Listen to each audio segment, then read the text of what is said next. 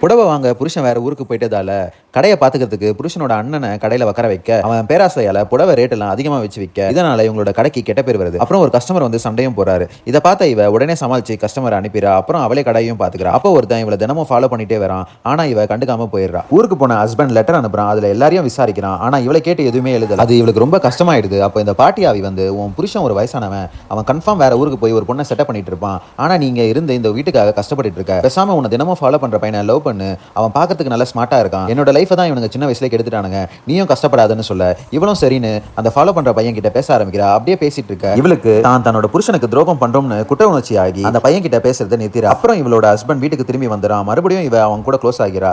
அதை பார்த்த இந்த ஆவி இவளுக்கு இந்த கிழவன் தான் கரெக்ட்னு திட்டிட்டு போயிடுது. கொஞ்ச நாள் இந்த பொண்ணுக்கு ஒரு பெண் குழந்தை பிறக்குது. அந்த குழந்தை முகத்துல இந்த பாட்டிக்கு இருந்த மாதிரியே ஒரு மச்சம் இருக்கு. உடனே எல்லாரும் அந்த பாட்டி தான் திரும்பி பிறந்திருக்காங்கன்னு சந்தோஷப்படுறாங்க. அதுவும் இல்லாம இந்த குழந்தை பிறந்ததுக்கு அப்புறம் இவளோட கண்ணுக்கு அந்த பாட்டி ஆவி தெரியல. அதனால இவளும் அந்த பாட்டி தான் தனக்கு பொண்ணா பிறந்திருக்காங்கன்னு நினைக்கிறா. ஆனா அந்த பாட்டி ஆவி இப்போ இந்த குழந்தை கண்ணுக்கு மட்டும் தான் தெரியுது.